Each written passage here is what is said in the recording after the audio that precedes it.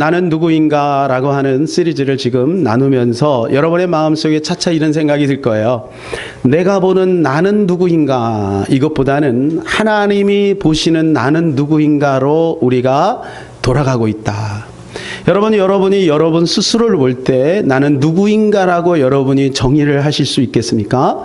여러분 대부분 나 훌륭해, 나 멋있어 이렇게 생각하기보다는 나는 왜 이럴까 이렇게 생각하는 사람들이 많이 있으리라고 생각이 됩니다. 혹여 여러분 세상 사람들처럼 나 이 정도면 됐지, 나 권력도 가지고 있고 돈도 많고 뭐 괜찮지 뭐 이렇게 생각할지라도 여러분 그것이 하나님의 뜻 가운데서 하나님 보시기에 주님이 만드신 목적대로 안 간다면 그 의미가 무엇이 있겠습니까?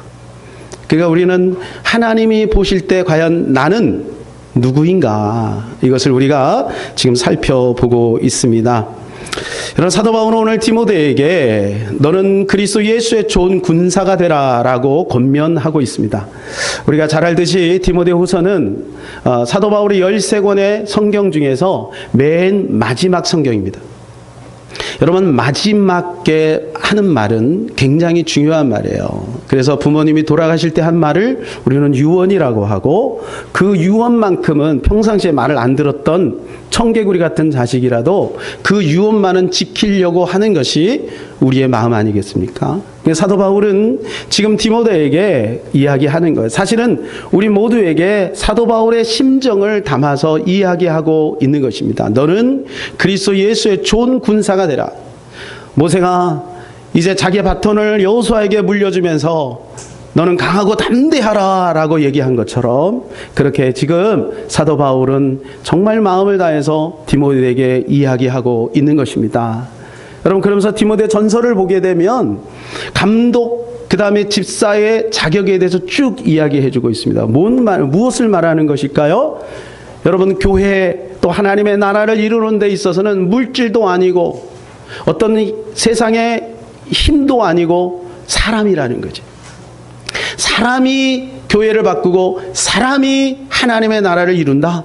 그러니까 너 하나님의 사람아, 믿음의 사람이 되어라. 이렇게 지금 권면을 하고 있는 것입니다. 고 옥하는 목사님 평생에 제자 훈련에 목숨을 걸었습니다.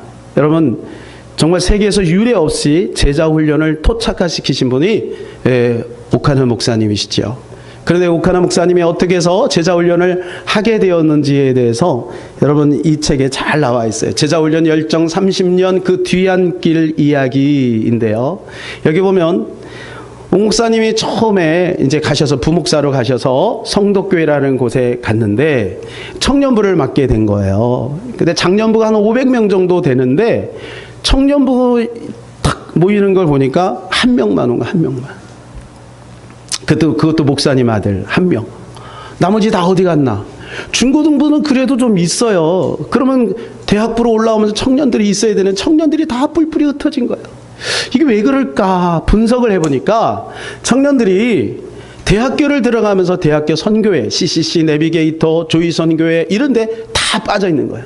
그래서 거기 가서 성경 공부를 하면서 거기에 완전히 심취해서 주일날 예배는 드리지 않고 그쪽으로 다 가는 거예요. 야 이거는 아니다. 그래가지고 거기다가 이제 연구하라고 방성기 청년을 거기다가 보냅니다. 방성기 청년은 보내가지고 서울대 안에서 내비게이터에 들어가서 이제 그걸 연구하라는 거예요. 그리고 그걸 그대로 교회에 가지고 와서 이제 청년들에게 접목을 하는데 불과 몇 년 만에 300명이 모이게 됩니다. 그때 깨달았어요. 제자훈련이 위대한 것이구나. 제자훈련이 사람을 바꾸는 것이구나.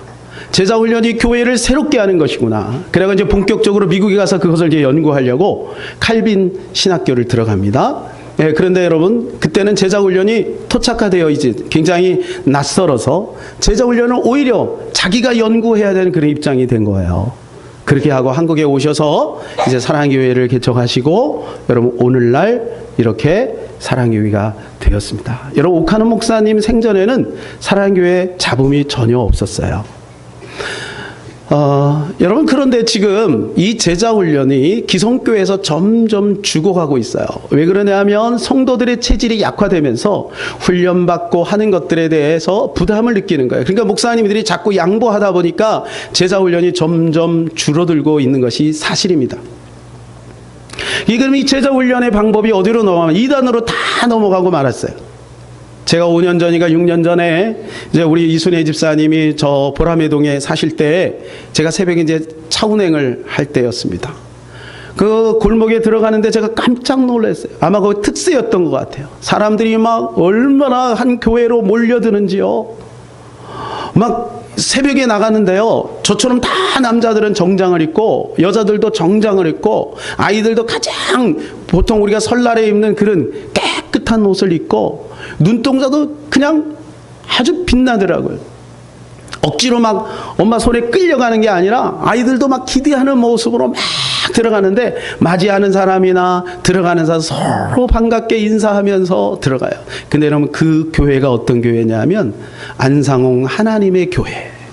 안상홍 하나님의 교회. 여러분, 신천지는 어떻습니까? 신천지, 여러분, 이게 신천지 그림입니다. 신천지 사진. 작년에 PK, 울산, 그리고 부산, 경남 지역에 이 신천지에 입교한 사람이 그 지역에서만 4,500명. 그러면 전국으로 따지면 최소한 2만 명 이상이 넘어요. 여러분들, 여기서 입교했다라고 하는 것은 우리처럼 교회에 나와가지고 그냥 이렇게 등록카드 쓰는 게 아니에요. 그들은 몇 개월 동안 철저히 성경 공부를 해서 300문제를 주고 그 300문제 중에서 90점 이상이 넘어야만 입교가 돼요. 그러면 여러분, 그거 하려고 줄 서 있는 사람까지 하면 여러분 더 많은 숫자죠.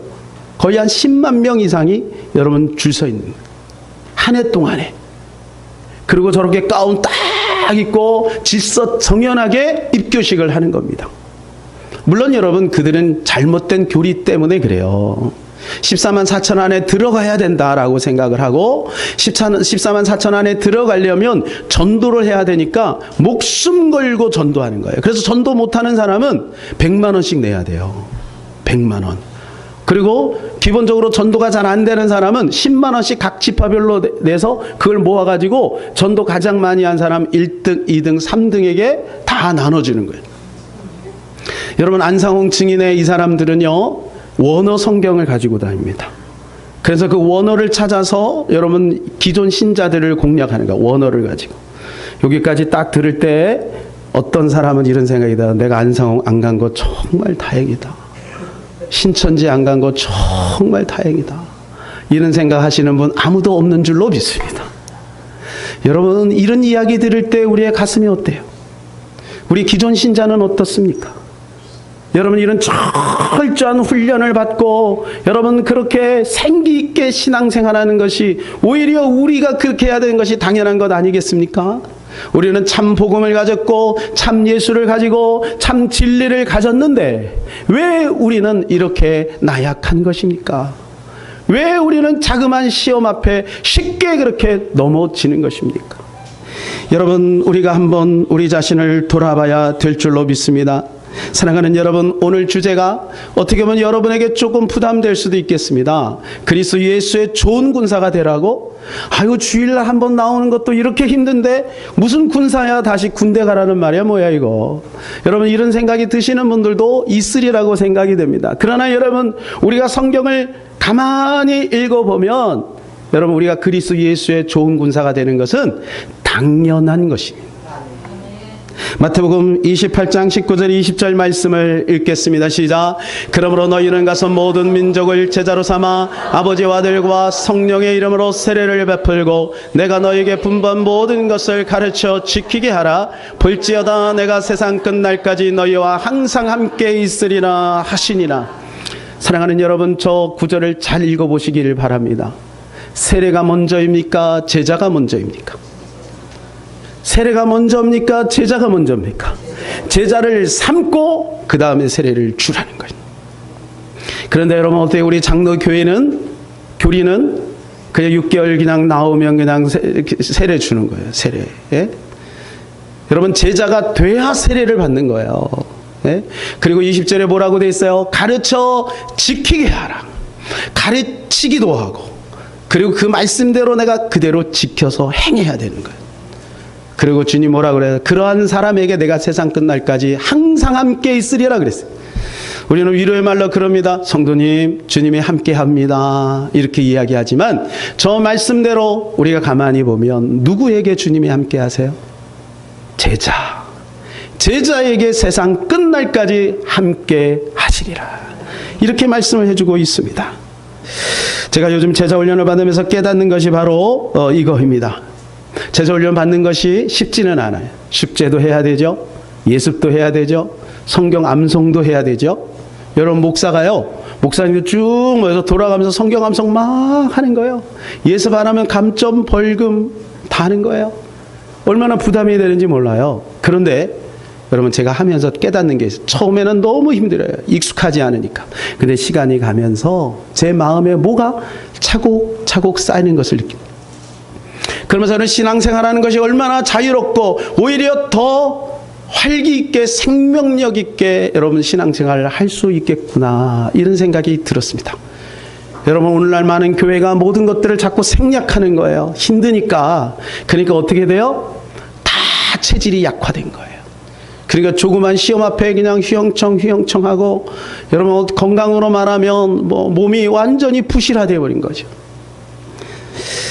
백성의 영광이 있지만 여러분, 왕의 영광과 비교할 수가 없는 것입니다. 성도의 영광이 있지만 신부의 영광과 비교할 수 없는 것입니다. 교인의 영광이 있지만 제자의 영광과는 다른 것입니다. 사랑하는 여러분, 우리는 무리가 되고 성도가 되고 교인이 되지 말고 신부가 되고 제자가 되고 여러분 왕같은 제사장이 되어서 주님 앞에 영광 돌리는 인생 되기를 예수님의 이름으로 축복합니다. 옥 목사님이요, 오래전에 이 책을 쓰셨습니다. 평신도를 깨운다라고 하는 책입니다. 제가 전에도 한번 소개를 시켜드렸는데, 여러분 이 책에 보게 되면 사단마귀가 이 평신도를 공략을 해가지고 이 평신도를 다 무력화시켜버렸다는 거예요. 어떻게 해요? 평신도는 구경꾼으로 만들었다는 거예요. 여러분 알고 보면 평신도들이 얼마나 훌륭한지 몰라요. 여러분 여기 고학력자들이 여기 얼마나 많습니까? 여러분 여기에 실력 있는 사람들이 얼마나 많습니까? 그런데요, 그 평신도를 옥 목사님이 여러분 이 책에는 그렇게 이야기하고 있잖아요. 제가 신대원 다닐 때 오셔갖고 강의하시면서 막 열정적으로 설교하시면서 이렇게 말씀했어요. 오늘날 많은 교회 목사들이, 이게 거기 목사님들 보고 하는 얘기, 목사 될 사람들에게 하는 것이, 많은 목사님들이 평신도를 여러분 이해하고 들으세요. 병신도로 만들었다는 거예요. 평신도에 서야 될 위치에서, 여러분 평신도가 얼마나 존귀하고 평신도가 얼마나 여러분 하나님 앞에 받은 은혜가 많고 얼마나 실력이 있는데 목사들이 다 평신도를 무력화시켰다는 거예요. 목사만 바라보게 하고 교육자만 바라보게 하고, 마치 여러분 그 넓은 운동장에서 여러분 다 관람객이 된 거예요. 그리고 축구 선수들이 뛰는 거 박수만 치는 거죠. 그래서 그들이 이기면 이긴 것이고 그들이 지면 진 것이 되는 거예요. 어찌 그렇습니까? 성경에 보면 평신도들이 얼마나 위대한 일들을 했습니까? 스데반을 보십시오. 빌립을 보십시오. 여러분 빌립은 한 성, 한 마을, 우리로 말하면 상도동 일대를 완전히 변화시킨 거예요. 동작구 일대를 완전히 변화시킨 거예요. 그래서 그 성에 큰 기쁨이 있더라. 귀신이 떠나가고 안진뱅이 막 일어나고 여러분 이런 역사가 나타나요. 스데반은 설교하다가 여러분 순교까지 하는 위대한 여러분 평신도들이 성경에 얼마나 많이 있습니까? 여러분 그렇습니다. 여러분 하나님은 평신도에게 기대하고 있는 것입니다. 저는 요즘에 고민하는 바가 있어요. 내가 과연 목회를 다 청산하고 끝나고 나서 주님 앞에 섰을 때 과연 나는 주님께 어떤 평가를 받을 것인가? 부흥을 못했다라고 책망을 받을까요? 사람들의 숫자가 많이 안 모였다고 여러분 책망을 받을까요? 주님은 어찌하여 너는 무리만 만들었느냐? 여러분들 다 무리라는 얘기는 아니에요. 어찌하여 너는 교인만 만들었느냐? 제자는 몇 명이나 있느냐? 여러분 이것은 우리가 함께 고민해야 될 문제입니다. 사랑하는 여러분, 여러분은 여러분 담임 목사의 이 목회 철학을 안에 같이 가야 되는 거죠. 여러분, 제가 믿음을 가지고 나가는 것만큼 가게 돼 있는 거죠. 그러니까 여러분, 이거는 같이 고민할 문제. 여러분도 나중에 주님 앞에 섰을 때 주님이 여러분을 어떻게 보실까를 한번 고민해 봐야 되는 겁니다. 그렇기 때문에 여러분, 이 문제를 놓고 우리가 한번 고민하고 연구하고 기도하고, 사랑하는 여러분, 우리가 지난번에 나는 제자입니다, 아직 제자가 아닌데 나는 제자입니다 라고 우리가 고백을 한 것처럼 이 시간에 우리가 한번 이렇게 고백했으면 좋겠어요. 나는 그리스도 예수의 좋은 군사입니다. 이렇게 한번 3번을 우리가 믿음으로 한번 선포했으면 좋겠습니다. 우리 다 같이 한번 나는 그리스도 예수의 좋은 군사입니다. 3번 반복합시다. 시작. 나는 그리스도 예수의 좋은 군사입니다. 나는 그리스도 예수의 좋은 군사입니다. 나는 그리스도 예수의 좋은 군사입니다. 할렐루야. 여러분, 이제 우리는 출발한 것입니다. 우리는 예수 그리스도의 좋은 군사가 될 수 있는 것입니다. 그러면서요, 제가 이 말씀을 준비하다가 아침마다 성경을 묵상하는 가운데 이 마태복음에 있는 비유의 말씀이 탁 눈에 들어왔어요. 옛날에 그렇게 자주 봤던 말씀인데 여러분, 그 말씀이 탁 눈에 들어왔어요. 이것이 우리가 그리스도 예수의 좋은 군사가 꼭 돼야 되는 그러한 비유의 말씀이구나라는 것을 깨닫게 됐어요. 제가 소개하겠습니다. 여러분, 예수님은 비유에 대해서 비유로 굉장히 많이 말씀하셨어요. 비유로. 그러니까 제자들이 궁금한 거예요. 왜 비유로 말씀하십니까? 제자들이 궁금했어요. 그래서 마태복음 13장 10절에 이렇게 말합니다. 시작. 제자들이 예수께 나와 이르되 어찌하여 그들에게 비유로 말씀하시나이까. 쉽게 말해서 아니 직설적으로 딱 얘기하면 되지 왜 이렇게 돌려서 비유로 말씀하시냐. 제자들은 답답했던 것 같아요. 그랬더니 예수님께서 그거에 대해서 답변을 하십니다. 14절 15절 시작. 이사야의 예언이 그들에게 이루어졌으니 일렀으되 너희가 듣기는 들어도 깨닫지 못할 것이요 보기는 보아도 알지 못하니라. 이 백성들의 마음이 완악하여져서 그 귀는 듣기에 둔하고 눈은 감았으니 이는 눈으로 보고 귀로 듣고 마음으로 깨달아 돌이켜 내게 고침을 받을까 두려워함이라 하였느니라. 여러분, 이사야가 복음을 증거합니다. 주님께로 돌아오라고 외칩니다. 여러분, 근데 이사야가 계속 복음을 전하다 보니까 이상한 것을 깨달았어요. 백성들이 듣긴 듣는데 깨닫지 못하는 거예요. 보긴 보았는데 알지를 못하는 거예요. 왜 그럴까? 왜 그럴까? 그러면서 그것을 깨닫는 게 15절인 거예요.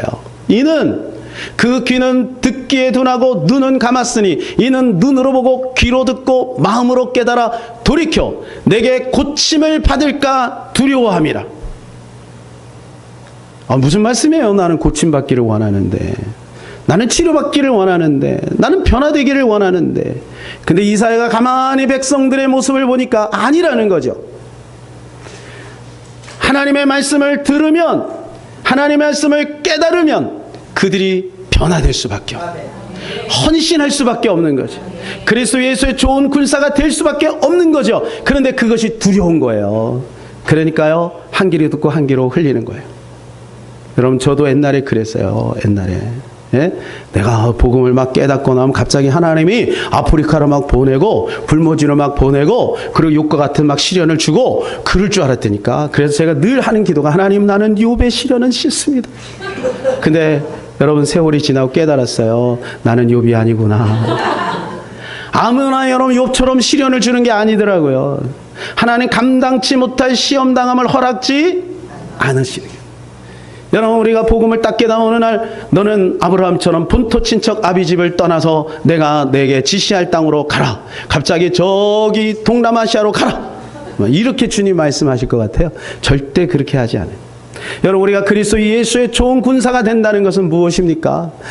우리가 여기에 있는 형편 속에서, 여러분 일상생활 속에서 작은 빛, 작은 소금의 역할을 감당하며 여러분 그것을 밝히고 그것을 예배처소로 만들고 그것에 하나님의 영광을 드러내고 있는 사람들에게, 만나는 사람들에게 복음을 증거하는 그러한 사람들이 그리스도 예수의 좋은 군사가 되는 것입니다. 갑자기 막 이상한 일을 하나님이 하라고 여러분 우리를 그렇게 요구하시는 것이 아니라는 것입니다. 그러면서 여러분 이 말씀을 하시기 전에 앞에 비유와 뒤 비유를 보니까 반드시 우리가 그리스도 예수의 좋은 군사가 돼야 되는 필요 충분 조건이 나오더라고요. 필요 충분한 이유가 나오더라고요. 그것이 뭘까? 첫 번째, 여러분 그 앞에 있는 그 비유가 뭐냐면 네 가지 밭의 비유입니다. 네 가지 밭. 전에도 보여드렸죠? 무슨 밭이 있어요? 길가밭이 있습니다. 돌짝밭이 있습니다. 가시밭이 있습니다. 그리고 옥토가 있습니다. 여러분은 어느 밭입니까?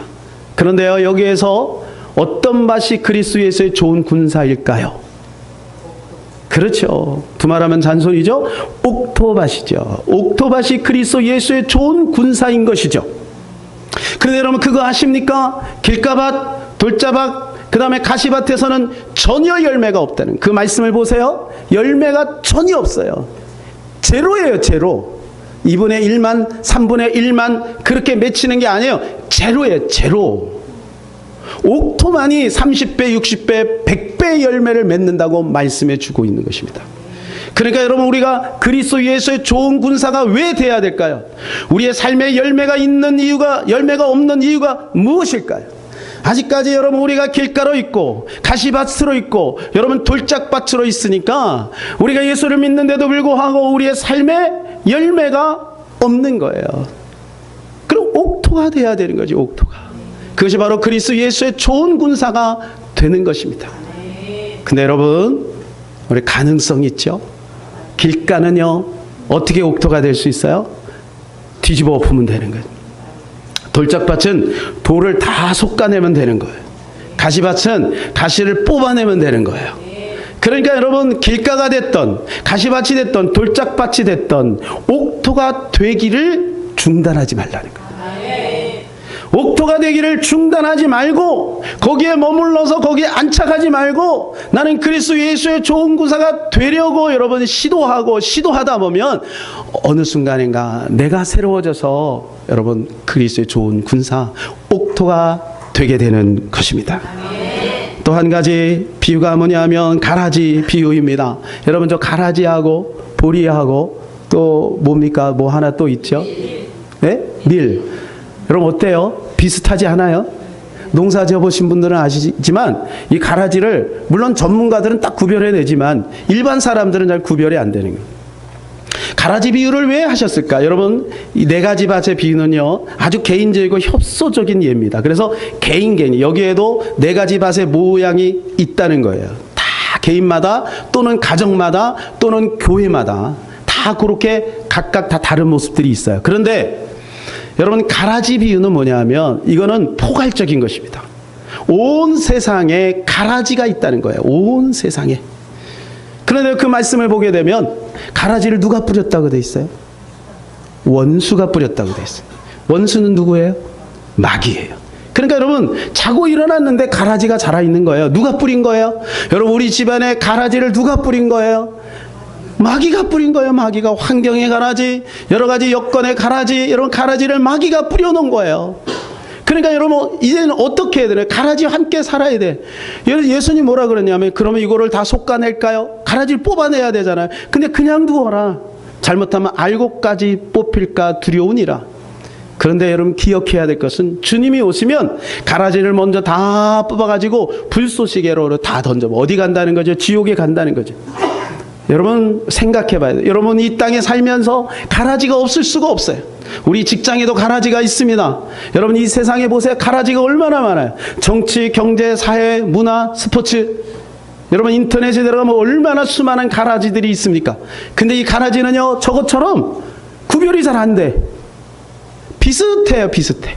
그러니까 구별이 안 되니까 어떻게 해요? 그 기운에 막혀버리는 거예요. 그러니까 가라지를 우리가 뽑으려고 하면 안 돼요. 가라지 주님이 그냥 있게 하신 거야. 그럼 우리가 어떻게 되냐면 우리가 알곡됨의 정체성을 분명히 해야 되는 거죠. 그게 그리스도 예수의 좋은 군사가 되는 거예요. 내가 알곡됨의 정체성을 잃어버리면 나도 모르는 사이 가라지에게 눌려, 그 기운에 눌려 열매가 없어지게 되는 거예요. 내가 알곡됨의 정체성을 잃어버리게 되는 거예요. 그러니까 우리가 깨어서 근신해서 그리스도 예수의 좋은 군사가 되도록 우리는 몸부림쳐야 되는 것입니다. 지금까지는 우리가 왜 그리스도 예수의 좋은 군사가 돼야 되는지에 살폈다면, 이제 본문을 중심으로 해서 어떻게 하면 그리스도 예수의 좋은 군사가 될 수 있을까 한번 살펴보도록 하겠습니다. 우리 1절 한번 읽읍시다. 시작.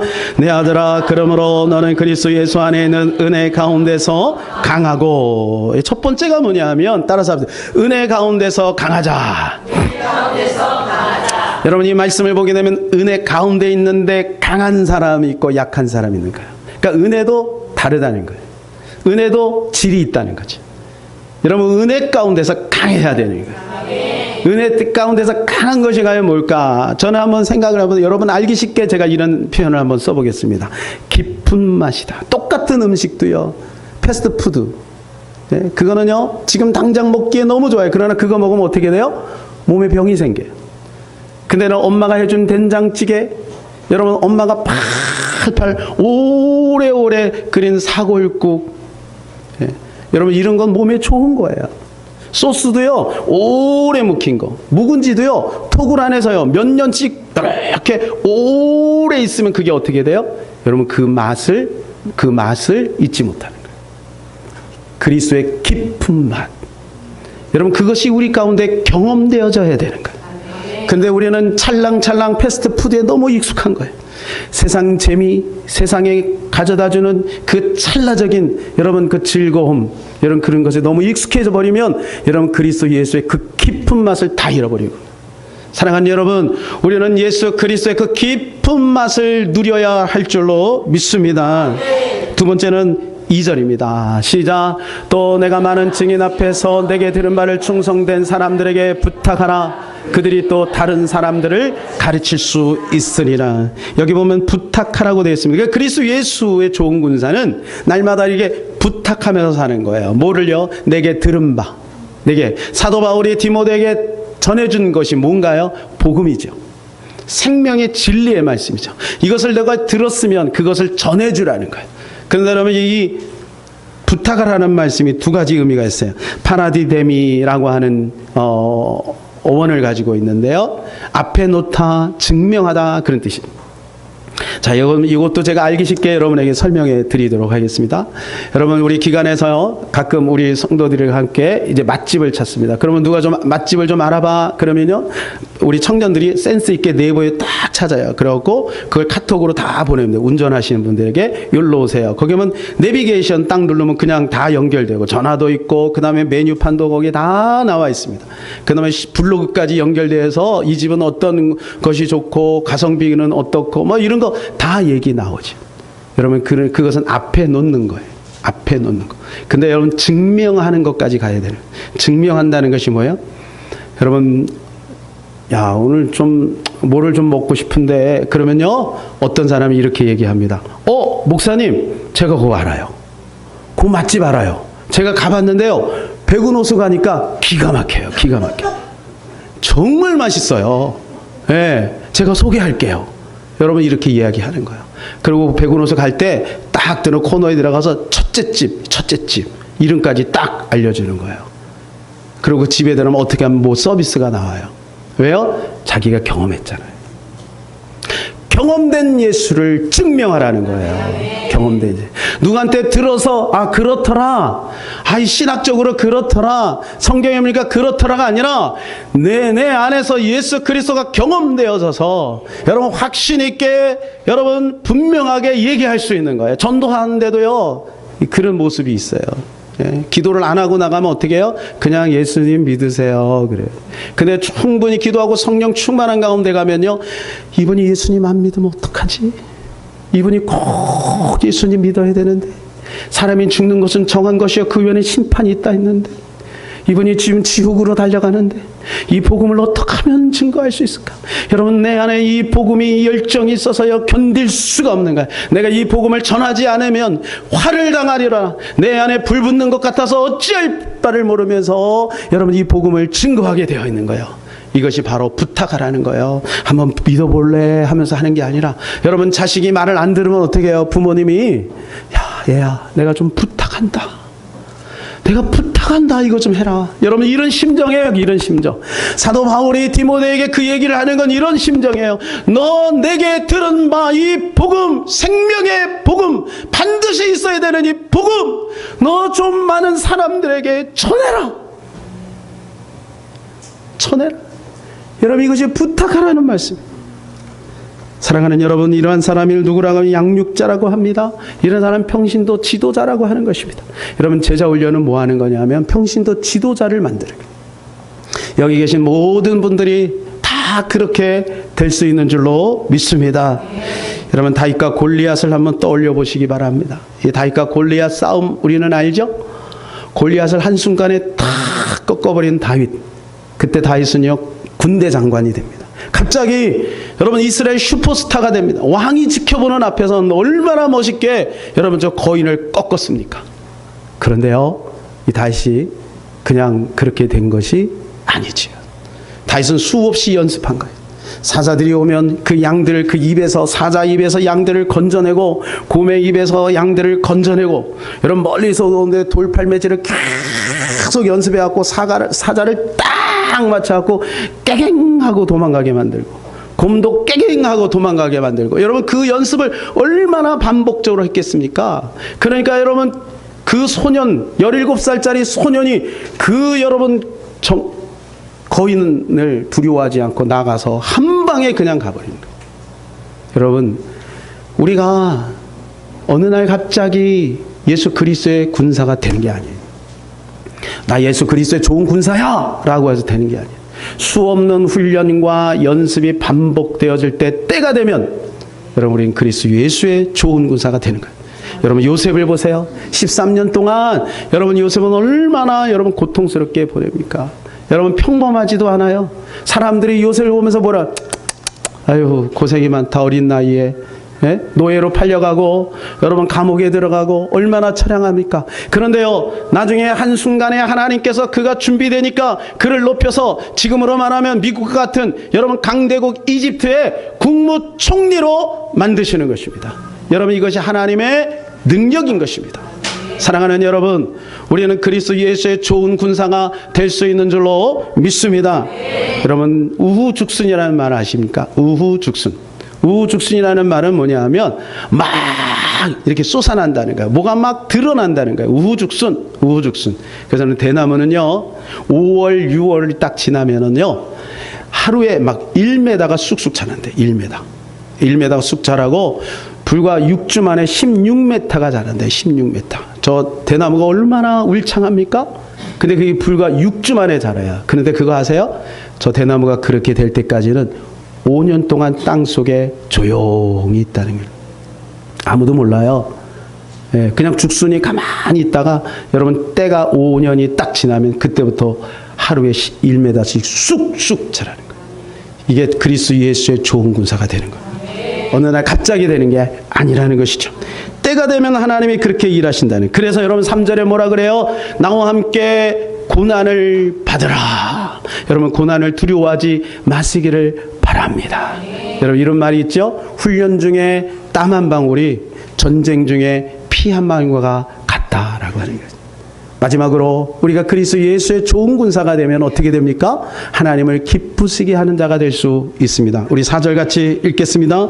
병사로 복무하는 자는 자기 생활에 얽매이는 자가 하나도 없나니 이는 병사로 모집한 자를 기쁘게 하려 함이라.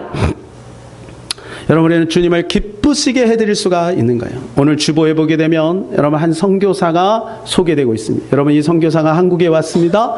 그런데 큰아들을 잃어버려요. 그리고 어떻게 해서 둘째 아들이 생긴 둘째 아들이 여러분 또 세상을 떠나요. 그리고 얼마 있어서 자기 아내도 세상을 떠나요. 그래 다 양아진에 묻혀요. 그리고요, 이분은 그래도 실망하지 않고 여러분이 대한민국을 위하여 자기의 목숨을 던져 선교합니다. 여러분, 이것이 바로 자기 생활에 얽매이는 자가 없는 거예요. 지난 화요일 날 급한 전화가 하나 왔습니다. 저희 집사람이 받았는데, 우리 대림동에서 이제 개척할 때 김정분 할머니라고 있어요. 김정분 할머니. 여기서 우리 왔을 때도 여기서 특송하고 하셨던 분인데요. 여러분, 이분이 갑자기 위독하다는 거예요. 그래서 저희가 얼른 뛰어갔어요. 달려갔어요. 갔는데 여러분 담도암 때문에 병원에 갔다가 이제 마지막 때를 준비하면서 집에서 이렇게 요양하고 계시더라고요. 그런데 저를 그렇게 찾았대요. 저를. 병원에서부터 계속 저를 찾았대요. 여러분 그분이 저를 찾는 건 하나님을 찾는 거예요. 하나님. 갔더니요. 세례 증서. 우리 교회 세례 받으셨잖아요. 세례 증서하고 또 명예 집사 드렸잖아요. 그 명예 집사 임명장하고 딱 자녀들한테 너희들 절대 이거 버리면 안 된다. 저기 가니까 눈을 뜨시더라고요. 그런데 그 막내 따님이 그래요. 아니 엄마 우리하고 있을 때는 눈을 감고 있더니 목사님 오니까 눈을 뜨네 막 이러는 거예요. 그래서 막 대화를 나누는 중에 갑자기 할머니가 손을 들고 막 찬송을 부르는 거예요. 주의 친절한 팔에 안기세 우리 마음이 평안하리니. 여러분 이 찬양을 여러분 주님의 품에 이제 안길 때가 된 것이. 옛날에 아마 특송을 불렀던 것 같아요. 근데요 놀라운 것은 그분이요 우리 교회가 생전 처음이래요. 우리 교회가 70 넘어서 우리 교회에 나온 것이 처음이래 처음. 그런데 어떻게 그 찬송을 다 외울까? 찬송을 다 외우는 거예요. 그러면 막 찬송을 부르는데 제가 도와드리려고 유튜브에서 제가 그거를 곡을 막 이렇게 들려드렸더니요 손을 들면서 막 하는데 마치 천국에 막 올라가면서 예수님 앞에 찬송하는 것 같아. 막 그래서 우리 집사람이 양해를 구하고 그걸 찍었어요. 잠깐 보여드리겠습니다.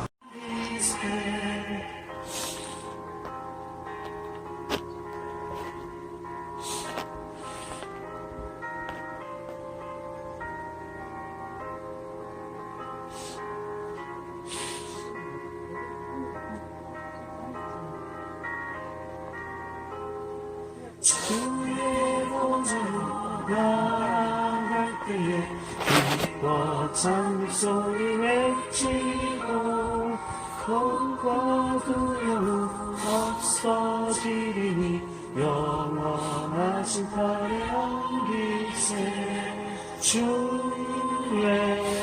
팔에. 여러분 오면서 저희 집사람은 그런 얘기했어요. 우리 교회가 우리 성도들과 우리가 큰 일을 했다.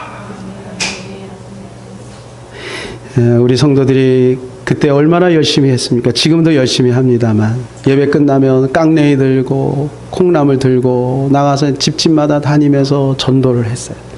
그때 만난 거예요. 그때. 그 할머니 그 안에 딱 들어서 복음을 전하는데 성령님이 제 안에서 이렇게 말씀하시더라고요. 고맙다. 주님이 그렇게 말씀하시더라고요. 여러분 우리가 복음을 전하는 거 얼마나 귀한 일입니까? 고맙다. 성령님이 그러는 거예요. 처음으로 교회 나오시고 여러분 교회를 안 나와요. 그 뒤로 교회를 못 나가신 거예요. 몸이 불편하니까 교회를 못 나가셨어요. 그날은 계속 저 찬양을 하고 그러면서 계속 반복해서 하시는 말씀이 우리 교회를 위해서 기도했다. 우리 교회를 위해서 계속 기도했대요. 여러분 우리가 그리스도 예수의 좋은 군사가 된다는 것이 무엇일까요? 물론 우리가 다윗처럼 막 그렇게 위대하지 않을 수도 있어요. 요셉처럼 뛰어나지 않을 수도 있습니다. 그러나 여러분 우리가 있는 곳에서 우리가 복음을 증거하기 위해서 말씀대로 살려고 몸부림치면서 앞으로 있을 제자훈련에 힘들고 어려워도 참여하면서 내가 옥토가 되기 위하여 여러분 그 방향으로 나갈 때 여러분 어느 날 하나님께서 우리를 통하여 그 위대한 일들을 더욱더 많이 행하실 줄로 믿습니다. 이제 말씀을 맺겠습니다. 한 실화를 소개해드리고 말씀 맺겠습니다. 전북 어느 마을 한 논이 다른 논에 비해서 한 논이 단위 면적당 수확량이 굉장히 많은 것을 봤어요. 그래 너무 신기해서요. 이제 조사가 나왔어요. 그 사람들이 물어봅니다. 아니 어떻게 여기만 그렇게 유별나게 이렇게 수확량이 많냐고. 그랬더니 그 농부가 이렇게 신비한 대답을 했어요. 글쎄요, 제가 특별히 한 것은 없고요. 저는 매일 논의 벼들과 이야기를 주고받았습니다. 아침에 논에 나오면 잘 잤느냐라고 인사하고 더운 날씨에는 많이 더웠지라고 이야기하는 것 외에 특별히 하는 것이라고는 없었습니다. 어느 날 깨달은 거죠. 사랑하는 여러분, 주님은 오늘 우리에게 말씀합니다. 잘 잤지? 요즘 많이 덥지? 많이 힘들지? 여러분 주님은 늘 말씀하세요. 그런데 우리가 너무 바빠서 그 음성을 못 듣는 거예요. 여러분 그리스도 예수의 좋은 군사는 주님하고 하나가 되면 되는 거예요. 그래서면요 우리의 삶에 풍성한 열매들이 맺혀지게 돼. 그게 자연스럽게 그리스도의 여러분 무슨 투구를 쓰고 그런 게 아니에요. 사랑하는 여러분 우리는 그리스도 예수의 좋은 군사가 될 수 있는 줄로 믿습니다. 그러려면 은혜 속에서 강해야 되는 것입니다. 또 주님의 말씀을 부탁하는 일을 계속하고 그리스도와 함께 고난을 기꺼이 받고 또 그렇게 할 때 하나님의 기쁨이 되는 우리가 될 줄로 믿습니다. 이 시간에 우리 같이 복음성과 사명, 주님이 홀로 가신 그 길 같이 한번 부르고 기도하고 마치겠습니다. 주님이 홀로 가신 그 길 나도 따라가오. 가사의 뜻을 생각하면서 같이 한번 찬양합시다.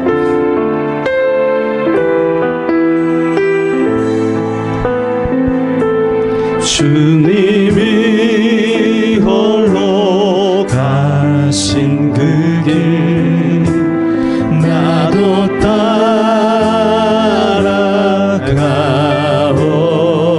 따라가오. 모든 돌과 피를 흘리신 그 길을 나도 가오. 험한 산도 나는 괜찮소. 바다 끝이라도 나는 괜찮소. 죽어가는 저들을 위해 나를 버리길 바라오. 아버지 나를 보내주오. 나는 달려가겠소. 목숨도 아끼지 않겠소. 나를 보내. 세상이 나를 미워해도 세상이 나를 미워해도 나는 사랑하겠소. 세상을 구원의 십자가 나도 따라. 우리 다 그 자리에 일어나서 생명을 버리면서까지 나를 사랑한 주님, 나를 사랑한 주님, 이 작은 나를 받아주오. 나도 사랑하오. 이 시간에 여러분 가슴에 손을 얹고 한번 기도합시다. 우리 주님이 이미 우리를 위하여 십자가를 지셨고 또 우리에게 마지막 부탁을 하셨습니다. 너희는 모든 족속으로 제자를 삼으라고 말씀하였습니다. 여러분 우리에게 부담되는 것 사슬이지만 그러나 이미 우리는 그 자리에 있습니다. 부르심은 이미 예수의 좋은 군사가 된 것입니다. 하나님 믿음으로 승리하기를 원합니다. 따라가기를 원합니다. 능력 지혜 허락하여 주시옵소서. 이 시간에 주여 한번 간절히 기도합니다. 주여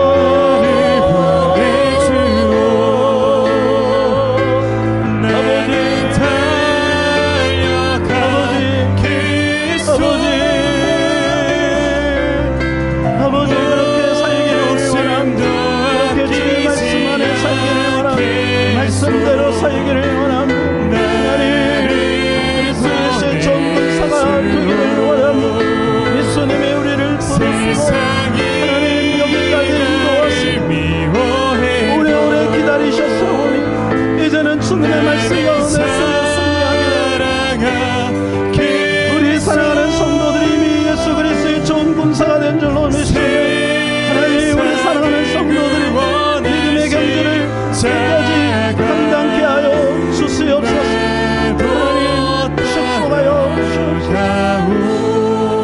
예수님의 이름으로 기도합니다. 아멘. 하나님, 우리를 그리스도 예수의 좋은 군사로 불러주신 것을 믿습니다. 아직 부족하고 연약하나 주님이 우리를 그리스도 예수의 좋은 군사가 되게 하실 줄로 믿습니다. 우리 사랑하는 성도들이 이 방향성을 잃지 말고 믿음으로 끝까지 승리케 하여 주시옵소서. 예수님의 이름으로 기도합니다. 아멘. 여러분, 믿음을 가지고 환부에 손을 얹으실 때 주님이 우리를 치료하실 줄로 믿습니다. 하나님의 시간